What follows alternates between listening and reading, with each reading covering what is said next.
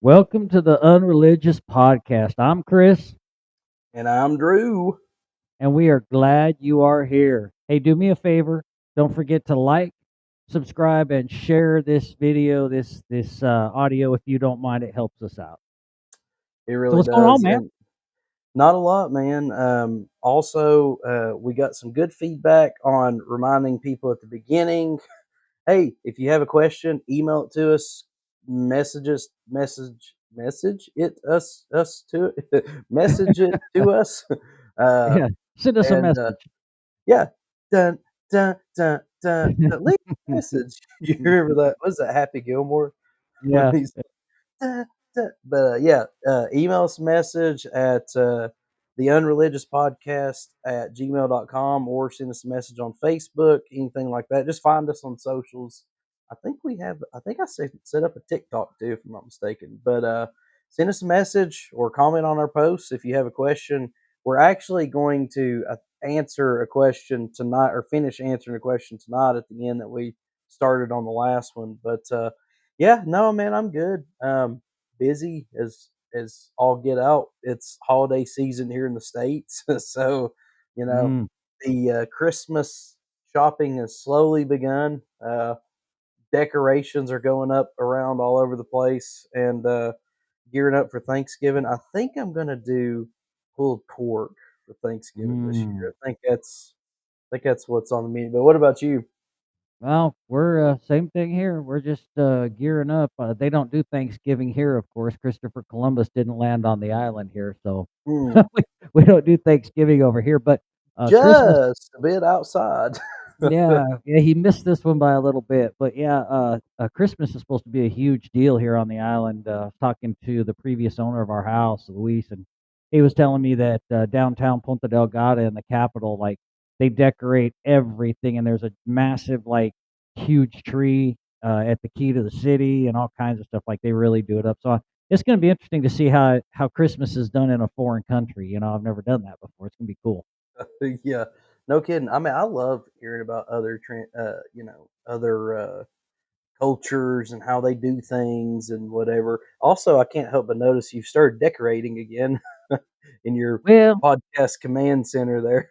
yeah, kind of. Well, I figured, my wife had all her pigs on these shelves back there because this used to be her office, and I figured I'll throw some of my books on the shelf so they don't look too bare. But we're Yeah. still, brother, we're still so undecided right now. I mean, we're gonna we found out the hard way that healthcare over here is not the best.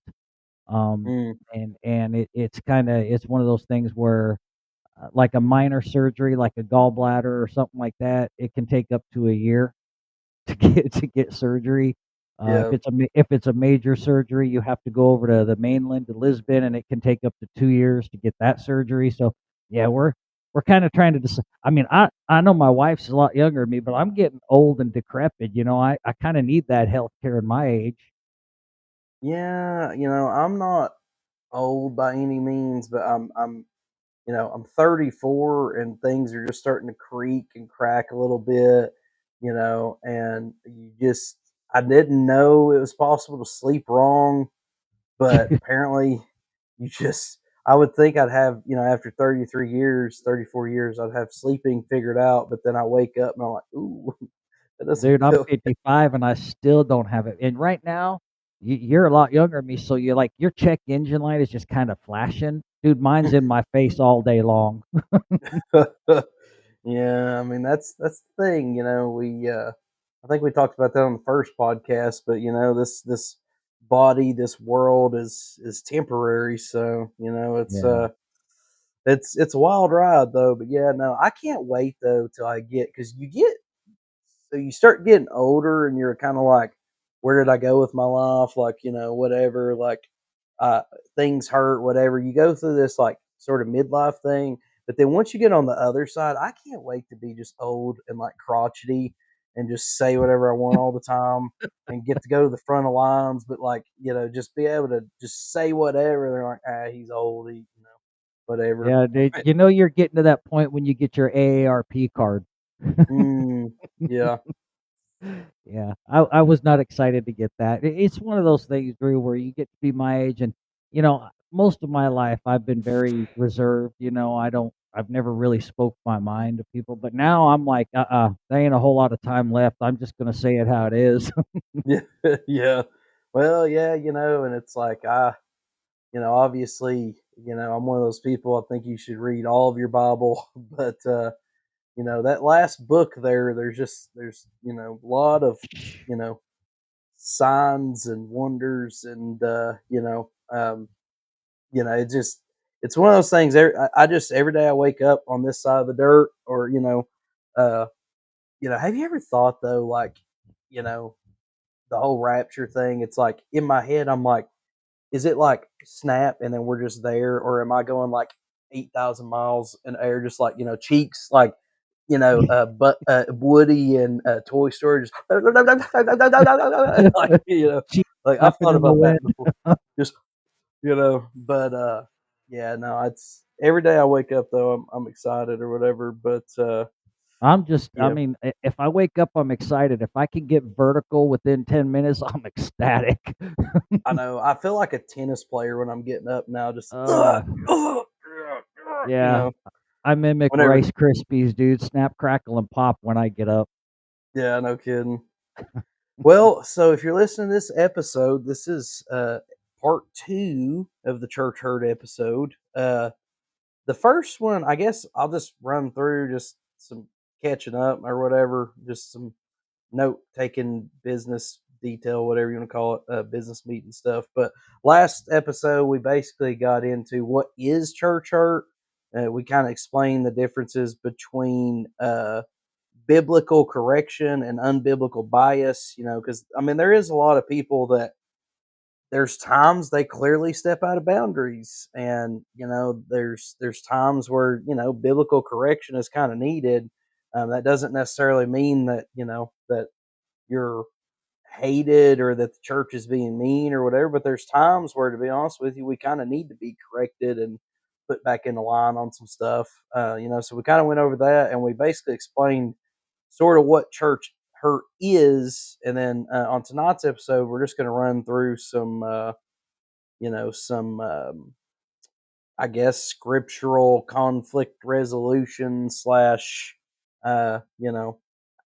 resolutions for church hurt or whatever. But and then, like I said, we'll re-answer, or finish answering a question at the end or whatever. But I know we've been pondering on this one. This is something that you guys are really excited about. So again, me and Chris already talked. We're like, dude, we'll get into it, and if we got to do a part three, then we'll do a part three. I guess make it a series. I don't know, but No, whatever it takes, man. Whatever it I know takes. you've been I know we've been pondering on it since we talked about last. There was one.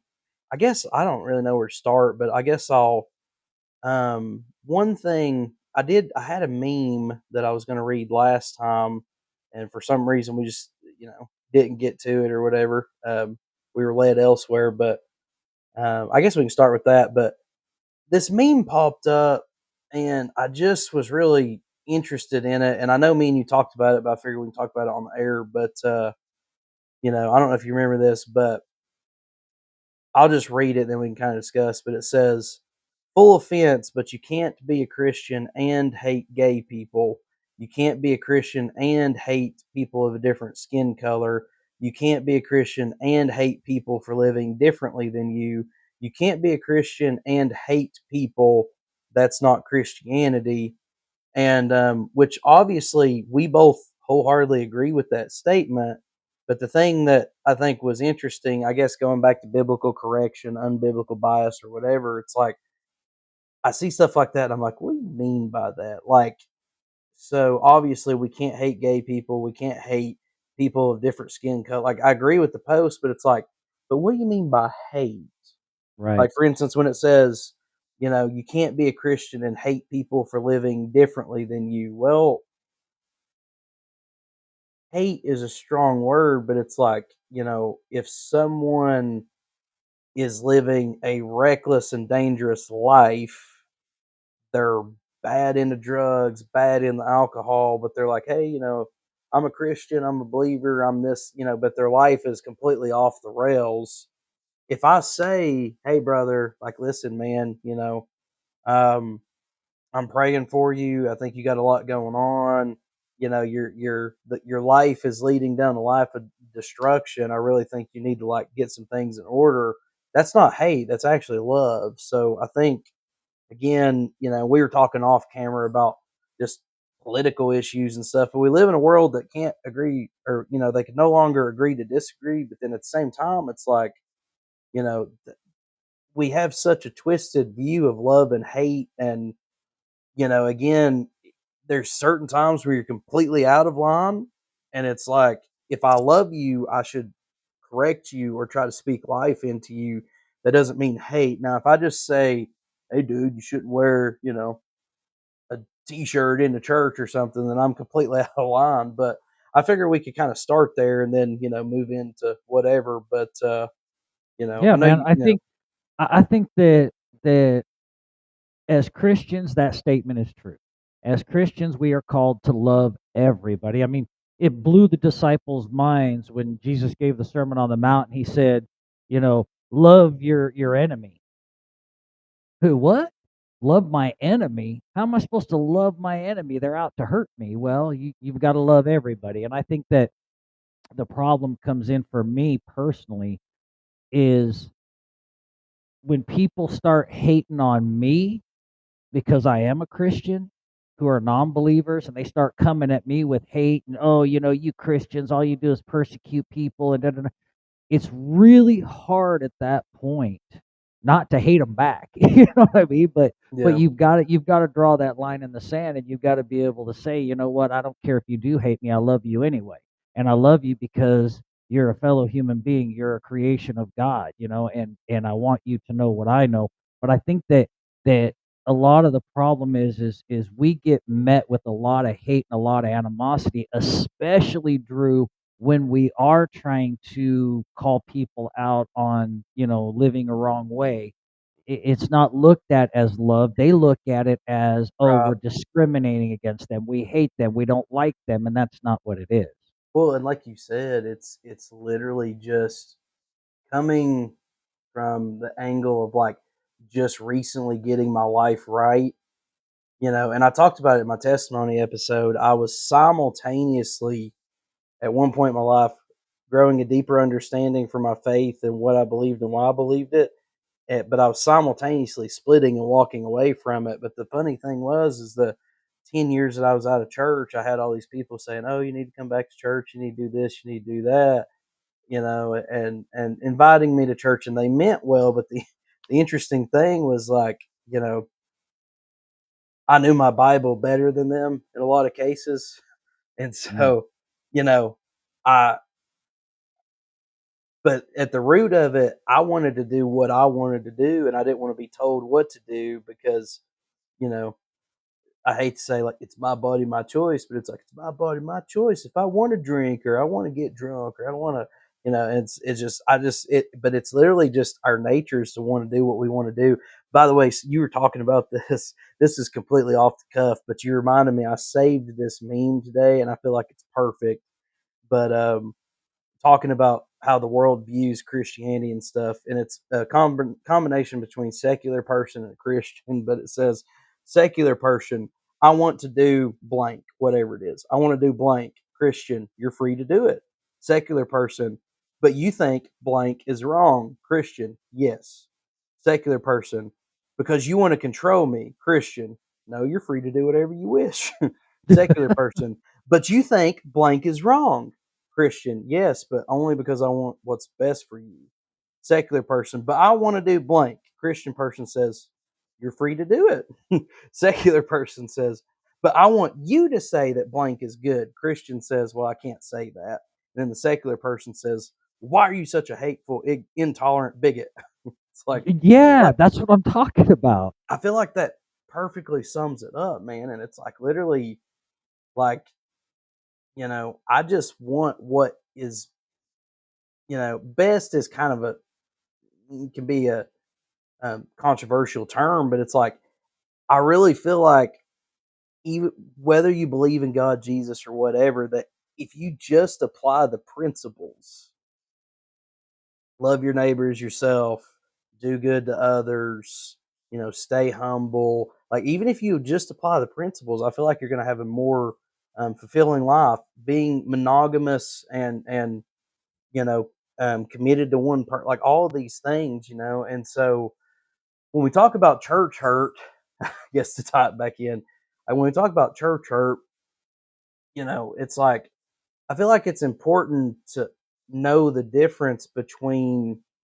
there's a difference between an unbiblical bias and um, a biblical correction. There's times where we need to be pointed in the right direction, and to be honest with you, I think that church can be good for that. But on the flip side, there's a lot of things that happen. As far as just, and anytime you deal with people, right, you're going to deal with that. I mean, the difference I feel like though is if I go to church, or let's say I go to a church and I have a bad experience. Well, it's so easy. We want to say, that's it. I'm done with church. I'm done with it. But it's like if I go to McDonald's, they get my order wrong, and I take a bite of the burger and it's nasty, or, whatever. I go to the bathroom, it's disgusting. If I have a terrible experience at McDonald's, I don't swear off of McDonald's forever. I just don't go back to that specific McDonald's. Right, right. You know And why that is, though? Because McDonald's ain't gonna hold you accountable. ooh, that's a good one. Yeah, You know? that's true. That's it's easy to walk away from something that's gonna hold you accountable, you Right. know?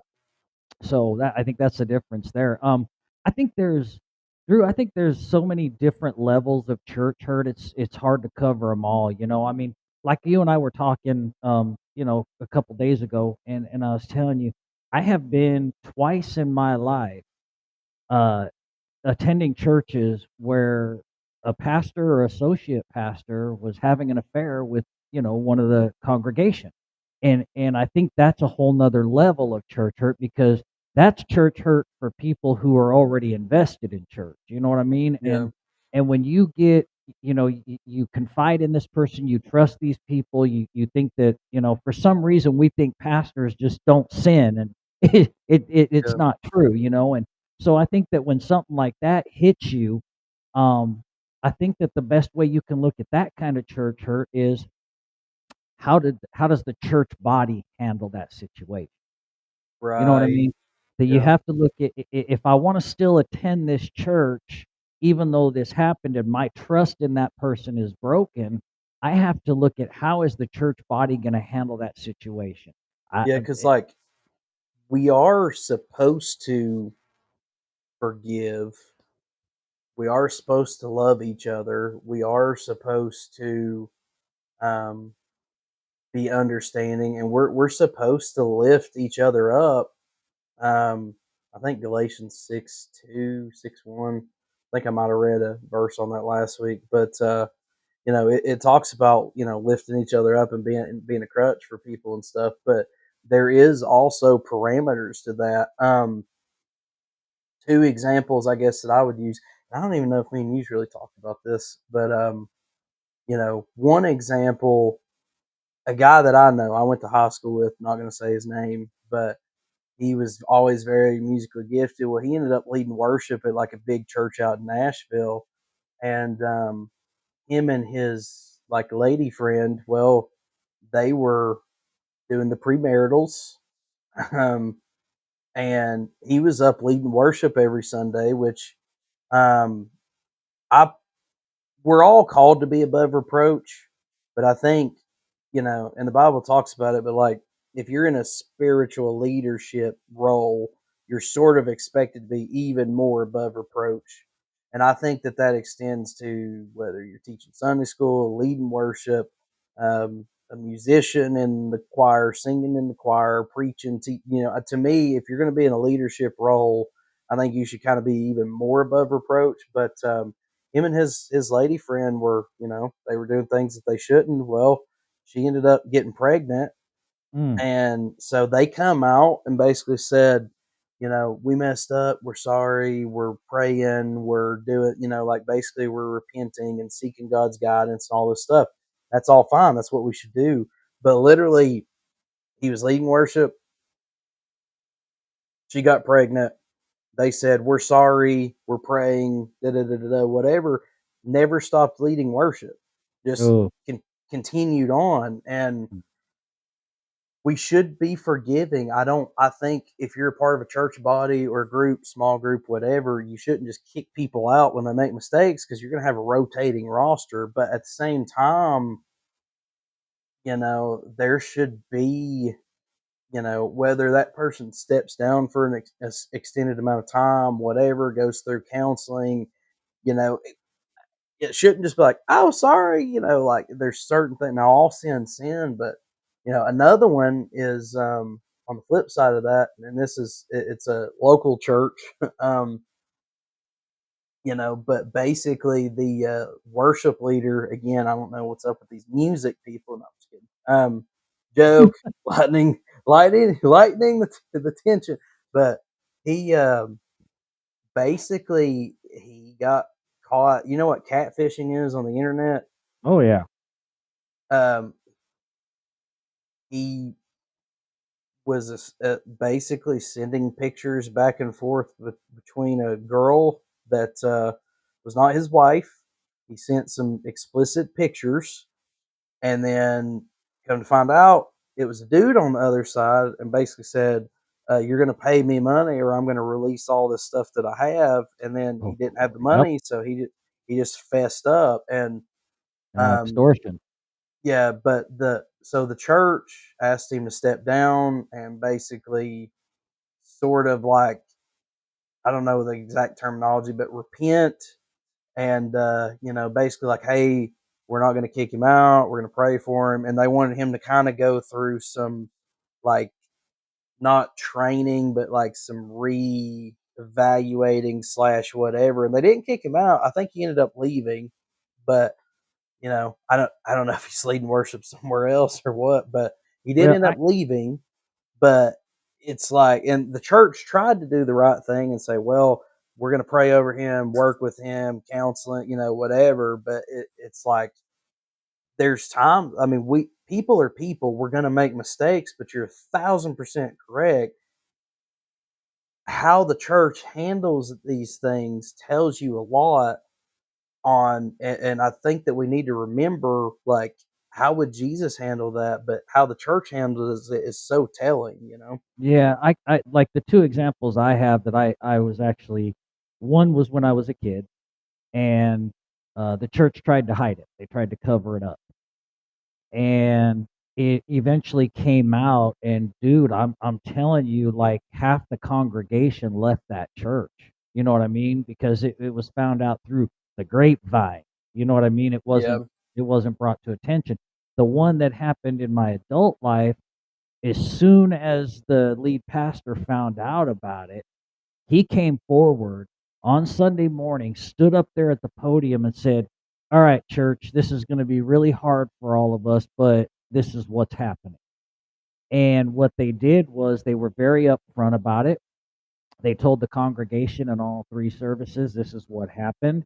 The associate pastor that was involved, and the one of the women that was involved, who I think she was in children's ministry, and they were both married. Um, they said, "Look, at this point in time, we're going to have to let this person go for a while. Now, it's not permanent. They just need to go and work on their marriages, and they need to work on their relationship with Jesus before they can come back." And then I just yeah, found out that they went through all kinds of counseling. The associate pastor actually worked things out with his wife, and after quite a while of counseling, they came back. And as soon as they came back, the pastor went up to the podium and said, "Hey, I'm just letting you know this person is back. They have gone through what the church has requested of them, and so we're going to give them another shot." I think that's the perfect way to handle it. That's showing love. You know what I mean? yeah, Hey, you messed up. We love you. You can't be a part of this thing, this congregation in this church until you get this fixed and get this figured out, because this is not something that is okay. You know what I mean? yeah. And, So I and think again, I think, the two different ways it was handled, I think, are yeah. night and day. Well, and like you said, to me, that's a good example of a spiritual correction.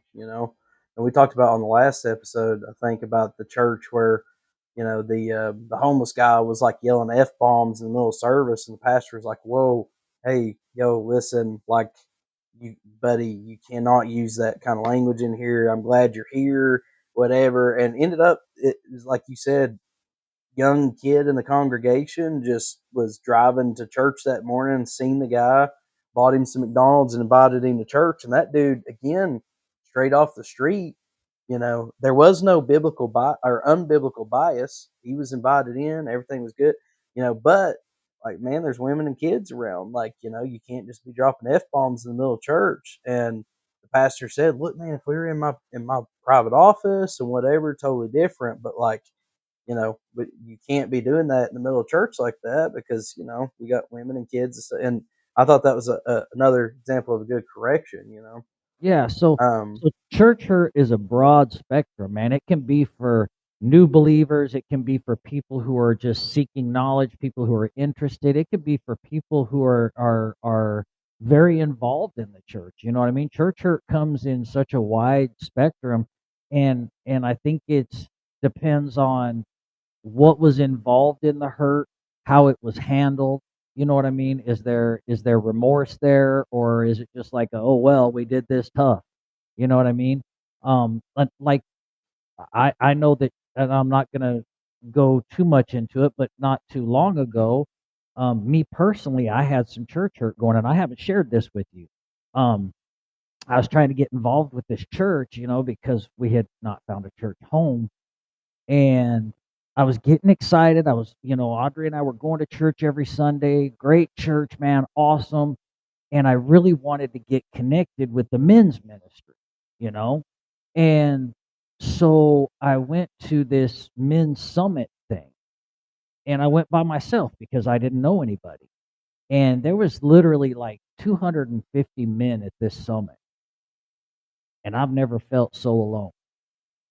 Like, dude, I went in, walked into this room, into the auditorium, and there's like, 200 guys in there. And I was there for 3 hours through this whole conference and summit, and not one person walked up to me and said, "Hey, how you doing, man?"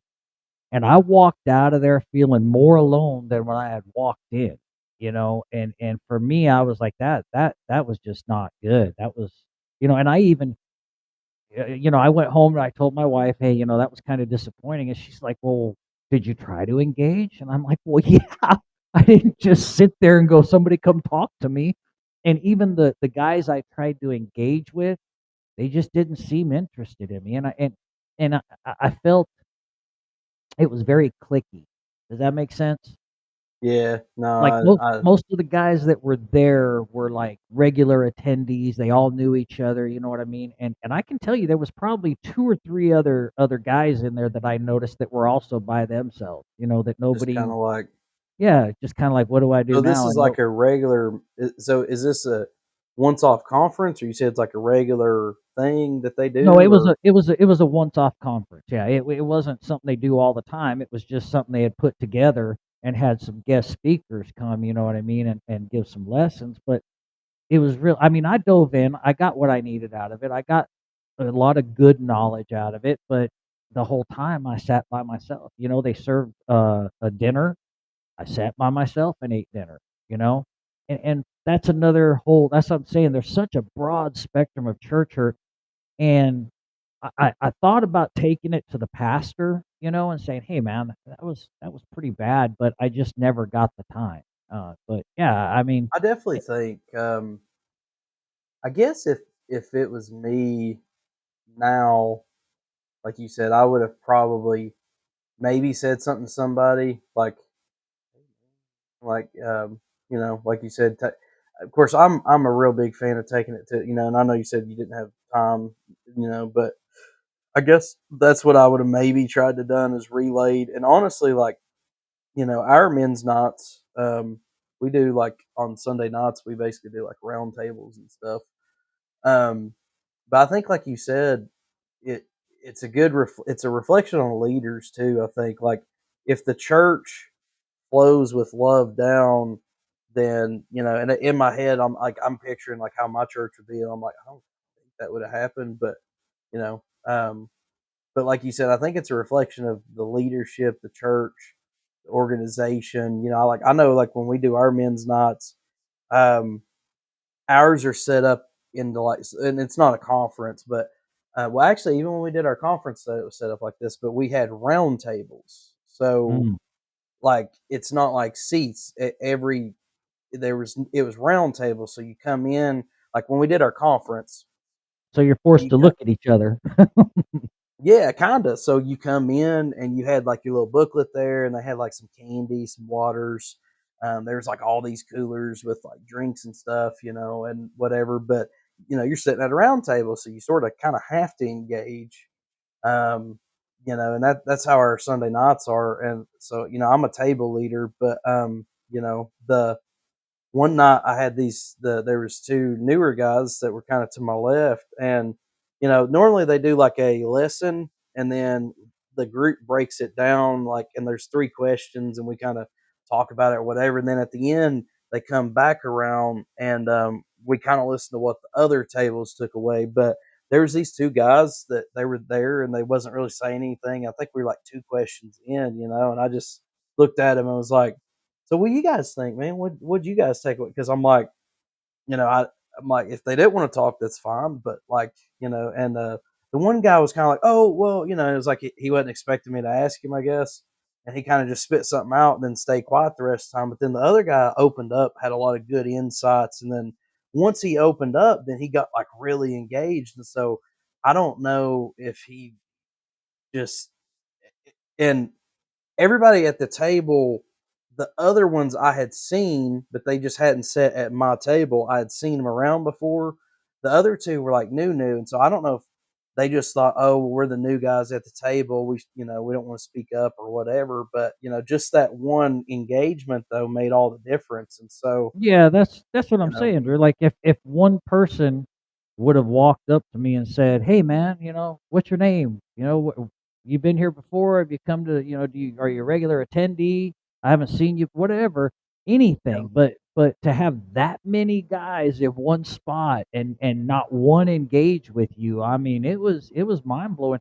So the church hurt thing, I would encourage everybody out there to, if you've experienced church hurt, give other churches a shot. Okay, they're all different. Every yeah, church runs things differently, and you're gonna find one that you can fit into and that you're gonna actually be able to call home at one time.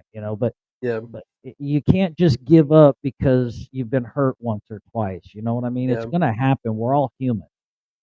Well, and in my testimony episode, I gave a couple of different examples, but um, one of the examples that I gave was basically, I was playing drums at a church one time, and and like you said, I think, if someone sins against you, Matthew 18 basically says, you know, go to that person in private, try to work it out in private. If they just refuse, go and grab an elder or two or some other people in the church, try to get it rectified. If not, bring it to but like you said, if you try to work it out, there's several different things that you can do. You can address the issue privately.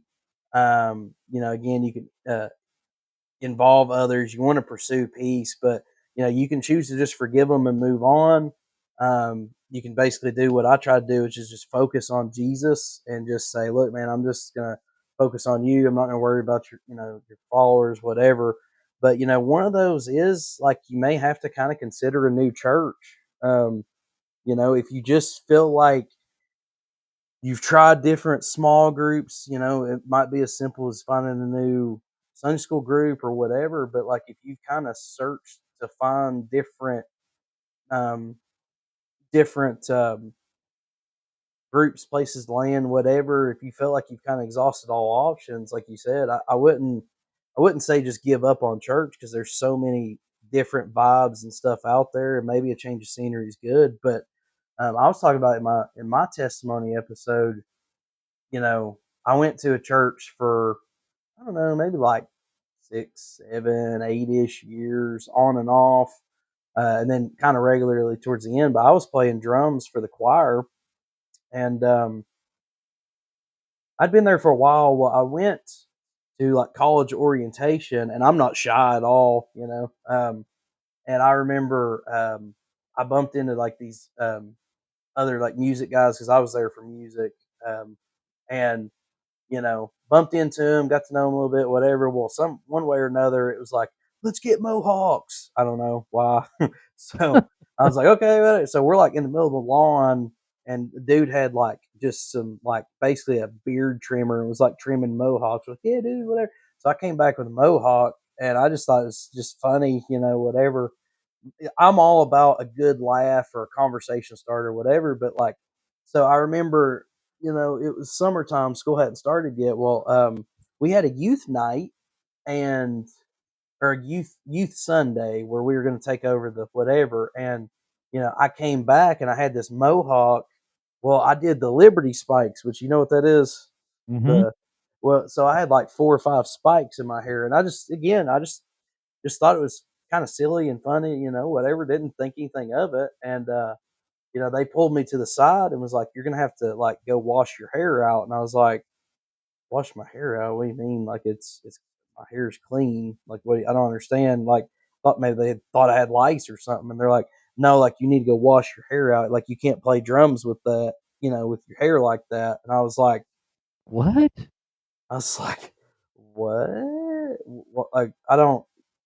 And they're basically like, well, and what it was on Youth Sunday, we were in the sanctuary, which meant it was televised, you know. Mm. And I'm like, in my head, I'm like, bro, I'm in a drum.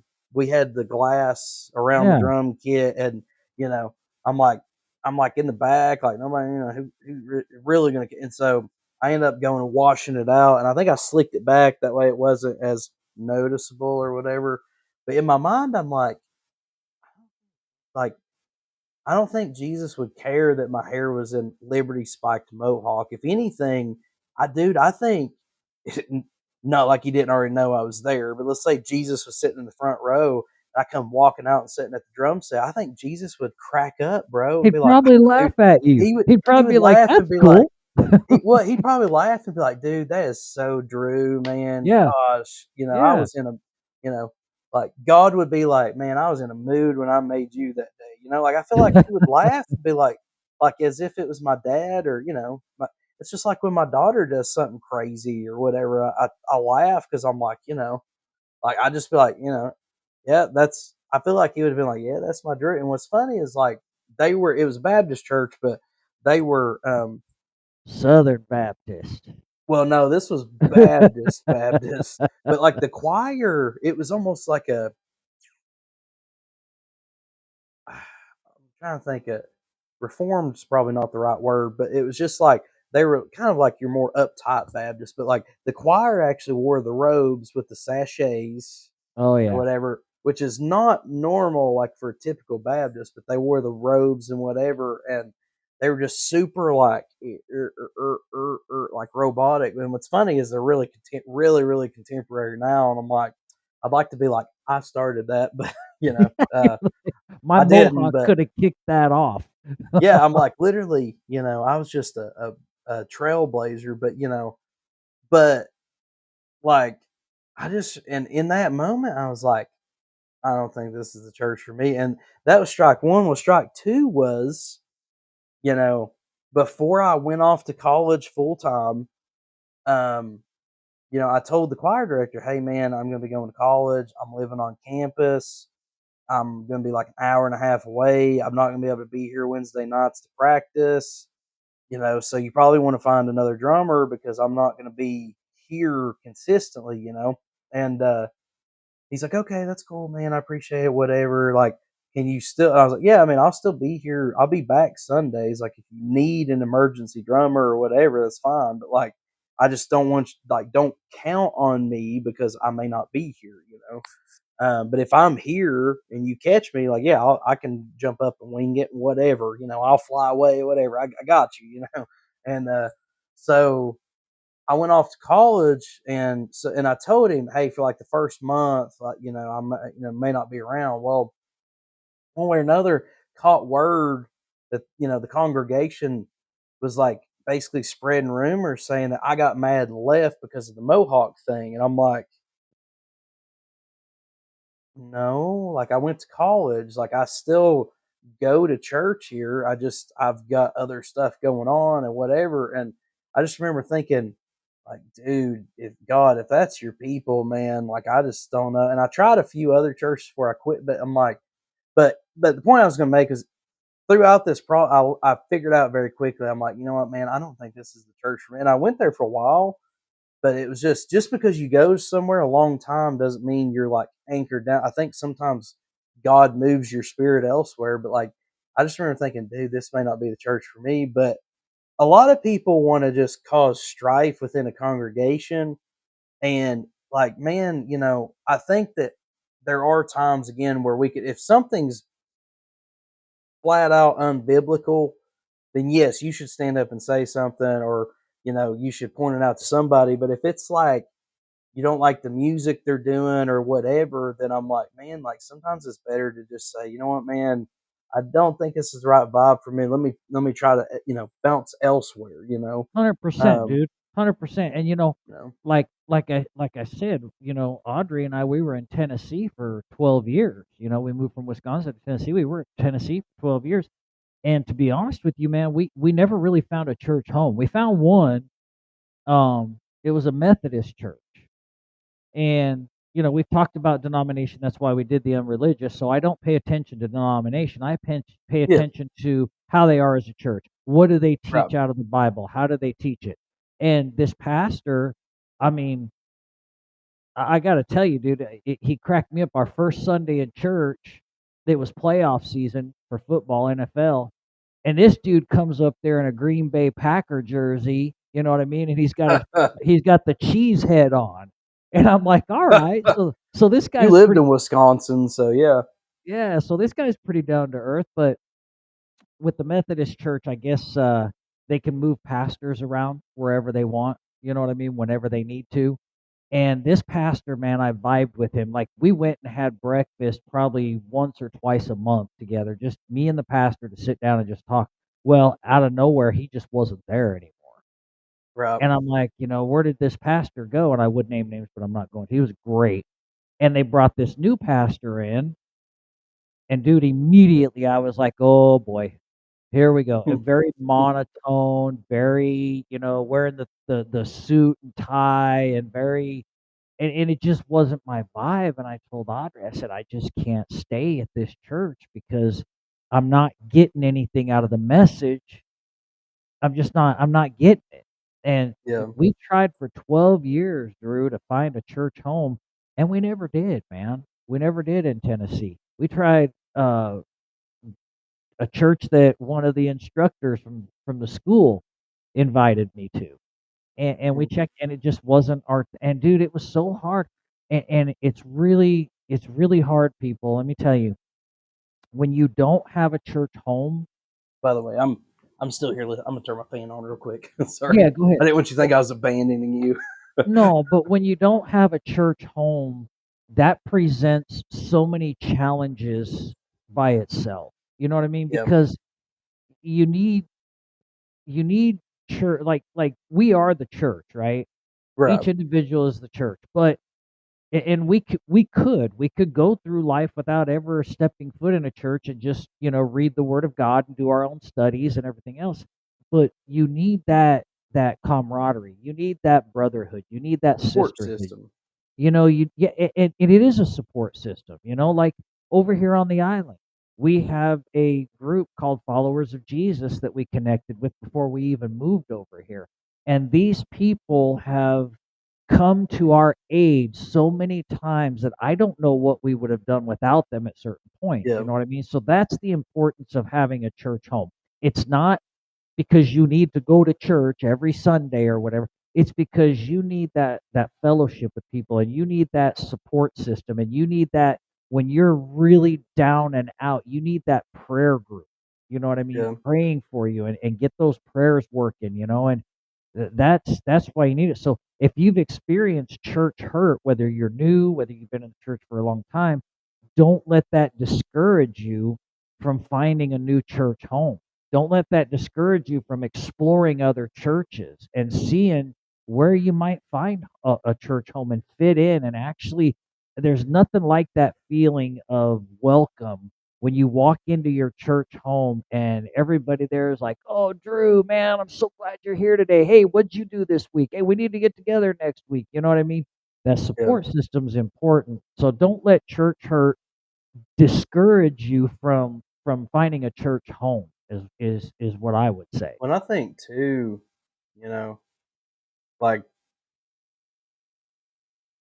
we can see God in everything. We can see God in the grass, the birds, the bees, the whatever. We can see God all around us. We can read our Bible. We can listen to um, Christian radio, whatever. But I also think you somewhat limit may not be the right word because God can do whatever He wants. But like going to Sunday school and you know your Sunday school teacher can teach you, can teach a lesson, and they can hit you from a different perspective that you may not have ever thought about. The other people in your Sunday school group, when you're sitting there listening to a lesson, and then they hit you with something that they took away or a point or thought, you're like, "Whoa, okay, cool." Like, yeah, no, I didn't think about that.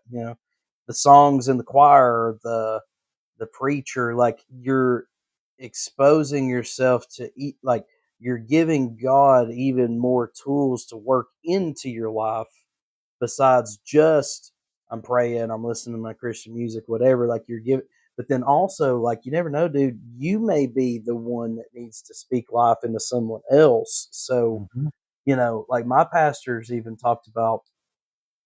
He's like sometimes you know like he's talked to the congregation, but like sometimes you just need to show up because you just need to show up, even if it's just for someone to say, you know what, that dude's solid. Like, hey, you need to talk. Hey, I got a dude you need to talk to. If I'm not there, then I can't speak life or help someone else. And so, but like you said, we get there's times where, like you said, we don't want to be held accountable, but then there's also times where, we just we're like, that's it. I give up, and it's hard to go find new places. But I think it's something that's important, and I also think it's important. So many people walk away from Jesus altogether mhm, because of church hurt, and mhm. I think it's important to remember that it's not Jesus that's doing it; it's people, human nature, and so many people get it wrong. That's why we wanted to start this podcast in the first place. Well, think about it. If if you allow church hurt to drive you away from church, think about the sacrifices you're making there. Think about what you're losing out on. Now think about this instance. In the Bible, Jesus talks about how he sent his disciples out. How did he send them out? Two. Two disciples went out. He didn't send them out solo. He could have covered a lot more territory if he would have sent them out solo. But he sent them out two. Why do you think that is? So that they would have support. They could support each other. They weren't out there all alone. You know what I mean? And they had somebody to lean on. They could lean on each other in those difficult times.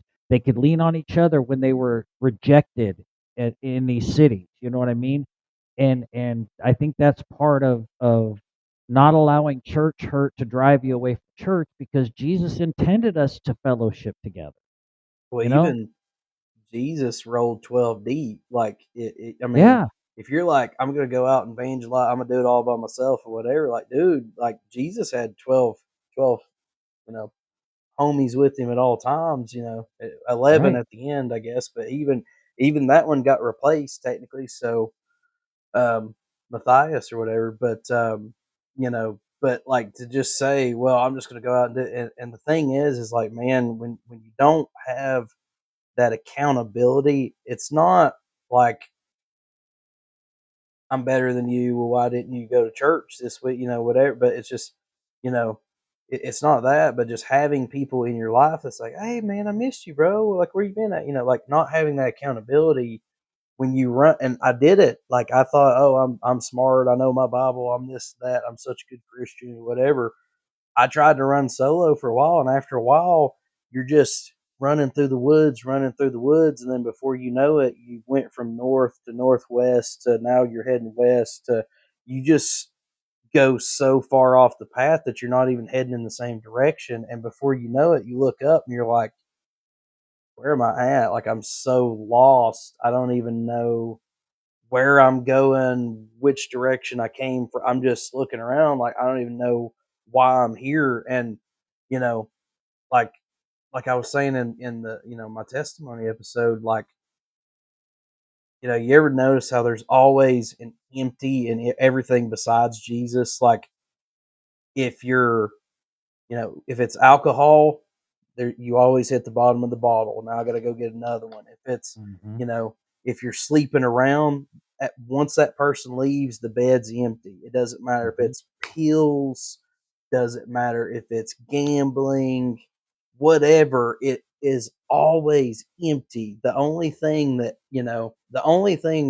ever, and Jesus basically says, like, if you never want to thirst again, and that's what it means is like, he's the only thing that never runs out. Everything else, there's always an empty. And if you think, oh, I'm going to go away from church and I'm going to do this on my own or whatever, like you still have Jesus, but like, just that seclusion. But it's like, Mm.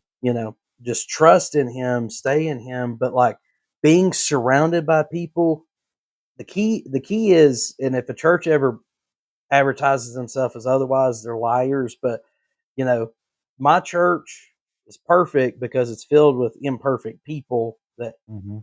claim to be imperfect, that says, dude, we don't know what we're doing. We're all trying to get there together. But like, surrounding yourself with people just to be able to hear someone across the room say something you're dealing with, you're like, oh, I'm going through that. So like I know I'm not the only one. I'm not going through it alone, and it's just but my encouragement would be, whether it's this if this podcast becomes your church, like me and Chris are here for you, but you know, Absolutely. it's like, find some support somewhere, but ultimately, like, whatever church hurt you have, don't blame it on Jesus, because it's people, and people will get it wrong every single time at some point. Well, what did Jesus say? All things of this world will pass away, but I will not. He's the one true eternity to everything. He will never pass away, and everything of this world, like you said, everything of this world will pass away, and no matter what it is. And to be able to have accountability, and I think that's a big part of it too, because we both know that when you get hurt by a church and you say, okay, that's it, I'm done with church, I'm going to walk on my own, I'm going to do this on my own, there's no accountability there anymore. You know what I mean? If you start to stray off the path, there's nobody there to reach out and grab you by your shirt tails and yank you back and say, hey, yo, man, what are you doing, where are you going? Yeah, You're not. If you do it on your own, there's a bigger chance of straying away from that path than if you're doing it with fellowship and with people who can hold you accountable in love. You know what I mean? Because you know that these people are telling you this because they love you, not because they're being mean, not because they want to point out your flaws, but because they truly love you. And you're going to find that in the church. You know. yeah. Um, so, and we're getting towards the end here, but I want to wrap. I feel like that's a good lead in. I want to wrap back around to our question from last week. The question was from it was from Vernon out of Knoxville, Tennessee. It says, "What about pastors who give all their time and energy to their church and then get let go or hurt by the very place they loved and supported? What advice do you have for them?" And I want to take that, and basically, we've talked about some resolutions. Forgiveness is a resolution. Pray to seek guidance is a resolution.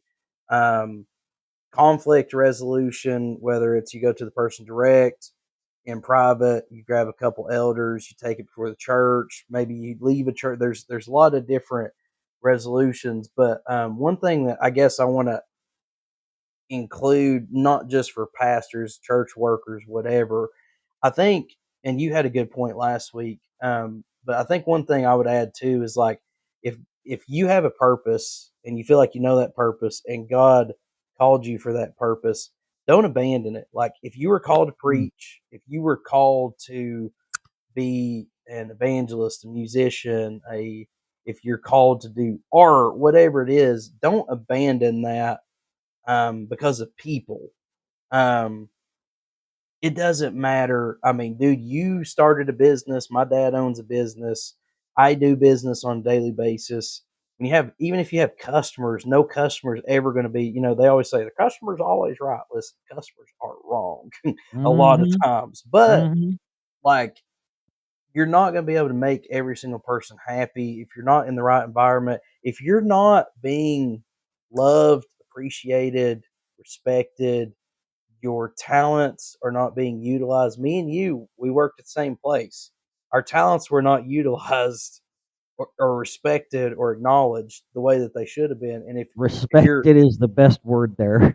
yeah, if you're not if you as a plant are not growing, perhaps you need a new pot or new soil or whatever. But Well, if God called you to do something, don't give up on it. Like, don't abandon that calling because of people. Like, it doesn't matter like what it is. So that would be, I guess, my thing would be like, even if get involved in a church. Like I said, I think it's important to find a church or community, Bible study, online campus, whatever, some kind of accountability, but just don't abandon that. And there's another well, point that let me touch on that, Drew. I think that it goes back to what I said in my testimony about geographics, right?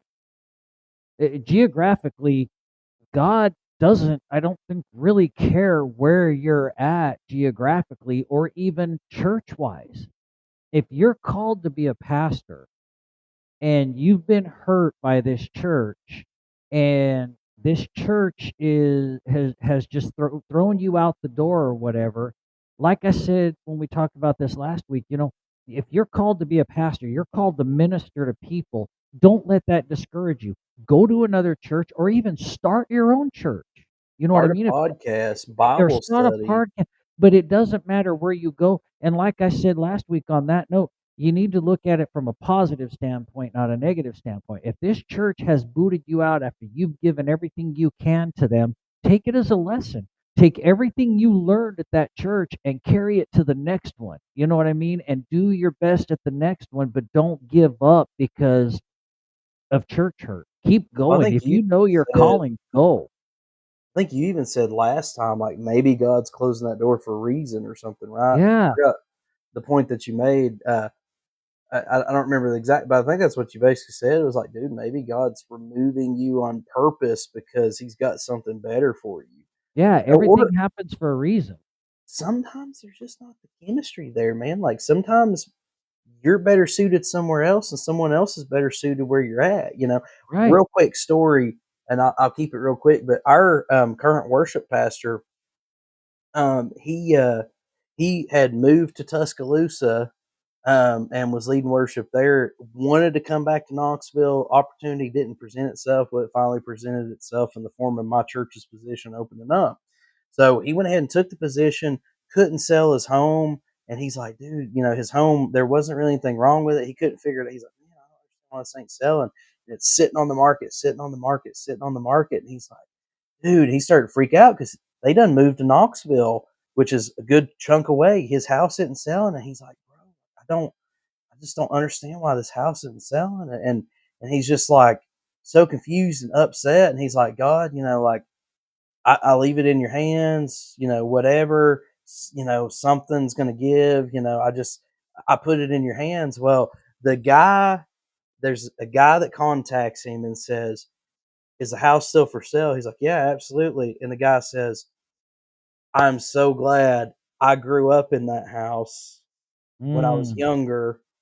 We had to sell it for whatever reason. We moved on, and I'm now married with kids, and I want to move into that house to put my family in that house so that they can grow up in the house that I grew up in. How And he's cool. like, And so the dude was motivated. He basically was like pretty much like, I don't care about price, whatever. Let's just make it work, make it happen, you know.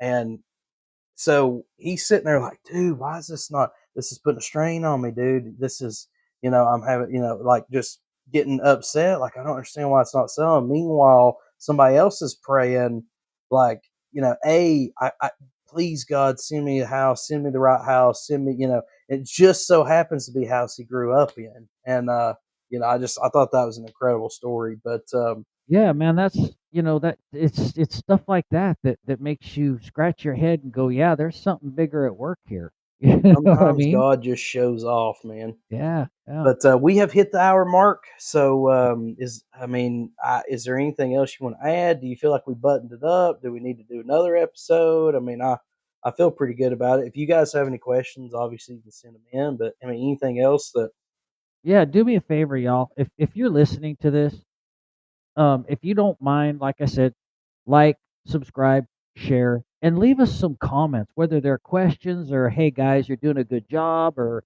hey, this is what I anything, just so we know this is getting out to people, because we like to know that people are listening, and if you guys could just go on our Facebook page even and throw some likes on there or some comments, we would really yeah, appreciate I mean, that. how many times have we been sitting there like, "Well, maybe that one landed, maybe it didn't," and then it's like we look and we're like, "Oh, okay, well, we got 20 listens, 30 listens, whatever in a short amount of time." It's like, okay, so there's people listening. Another thing is make sure you subscribe, like, all that stuff. But yeah, like literally, it was like, or they'll tell us in person, oh, I've listened to several of your episodes and we love it. It's like, oh, thank you. Like, say Right. that So sooner. So so we're like, smash that like button. yeah, like say it sooner because we're sitting here like, what happened? Yeah. Oh, what happened? What happened? But, yeah, no, I think it's good. Next week, we're gonna be on, Jesus died, now what? Mhm. Is Yep, that right? Jesus So died, that's now what? Jesus died, he rose to heaven, he ascended to heaven, he's at the right hand of God. Now what? What do we do? yeah. He's not here anymore. So, and Chris is gonna take the lead on that one. I'm excited. But, yep, again, if you have any questions, send them in. Make sure you like, subscribe, share, word of mouth, share. Yes. Our wives and friends can't be the only ones sharing this. If you're listening Right. to this, put it in, like, say, "Hey, I have a podcast I want you to listen to." Just send them the link, okay? But, I'm good. Chris is good. Anything Yep. else? Nope. That's it. All right, cool. Well, this is the Unreligious podcast, and we look forward to talking to you next time. Peace. Have a good night.